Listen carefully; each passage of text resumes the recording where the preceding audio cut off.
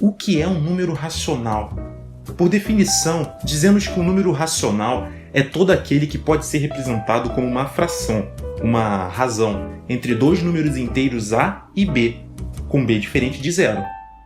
Se um número não pode ser representado de tal maneira, então dizemos que este é um número irracional.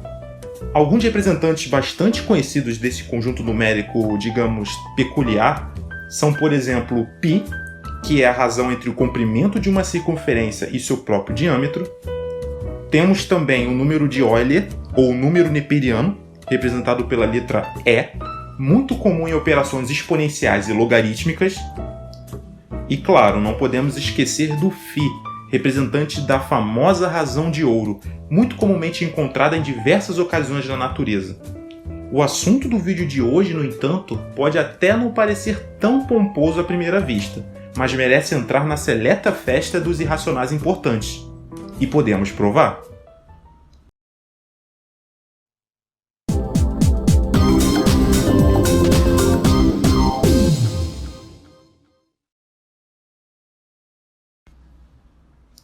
Seja um quadrado qualquer de lado L e diagonal D.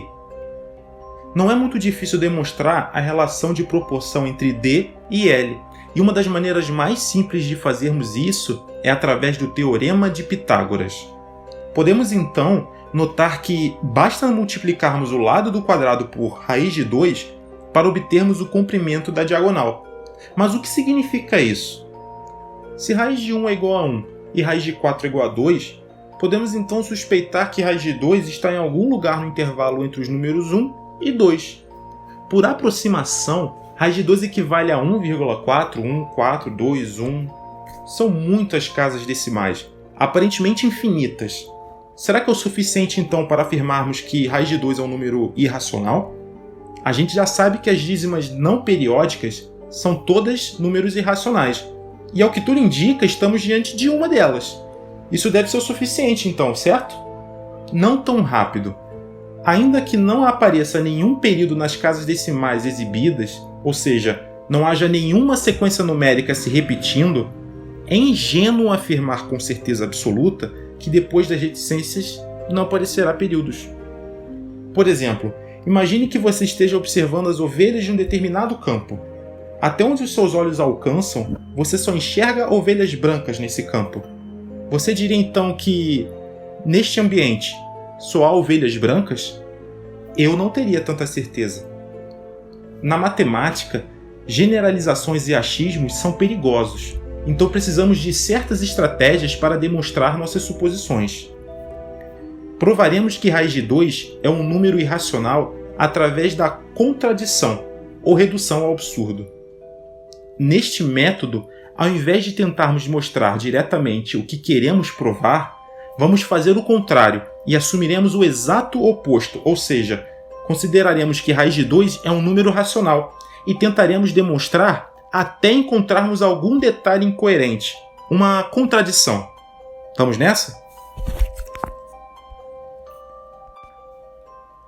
Se vamos considerar que raiz de 2 é um número racional, isso significa então que podemos escrevê-lo como uma razão entre dois inteiros A e B. Vamos levar em consideração que essa fração já está em sua forma irredutível, ou seja, não é possível simplificá-la, pois A e B não possuem fatores em comum. Para tirar a raiz quadrada do número 2, vamos elevar ambos os lados da equação ao quadrado. Dessa forma, podemos cancelar a raiz com o expoente. Utilizando a propriedade de potenciação, vamos passar o expoente para o numerador e o denominador. E se você não lembra ou não está familiarizado com essas propriedades, dá uma olhada no vídeo sobre potenciação aqui do canal clicando no card aqui em cima ou no link que está na descrição. A fim de não ter mais frações nessa equação, vamos multiplicar por b ao quadrado os dois lados dessa equação. Dessa forma, teremos que 2b ao quadrado é igual a a ao quadrado. Preste bastante atenção nesse número 2 multiplicando o b ao quadrado. Isso significa dizer que a ao quadrado é um número múltiplo de 2, ou seja, um número par. Vamos analisar multiplicações segundo a paridade dos fatores. Como podemos notar, um produto só pode ser par se um dos fatores for par. Como se trata de uma potência, os fatores são iguais e possuem a mesma paridade. Logo, temos o terceiro caso, par vezes par é igual a par, fazendo com que A também seja par. Para denotarmos A algebricamente como um número par, chamaremos de 2m. Se A é igual a 2m, então vamos substituir na equação. Temos então que 2b² é igual a 2m². Desenvolvendo o lado direito da equação, ficaremos com 2b² é igual a 4m².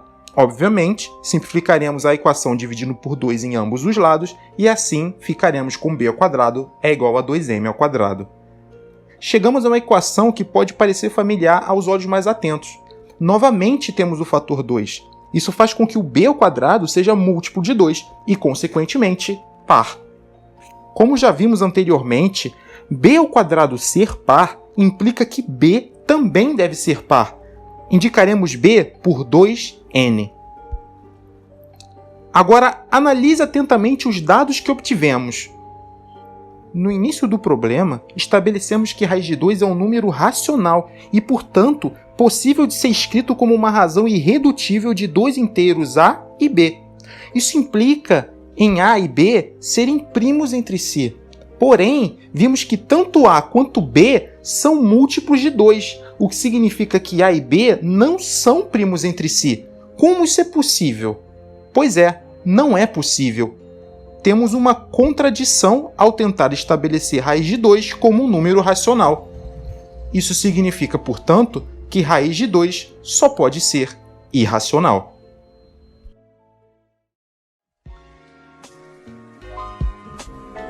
Se você gostou desse vídeo ou ele te ajudou de alguma forma, deixa sua curtida aí para ajudar o canal a crescer e assim a gente consegue divulgar a matemática para mais e mais pessoas. Um grande abraço e até o próximo vídeo.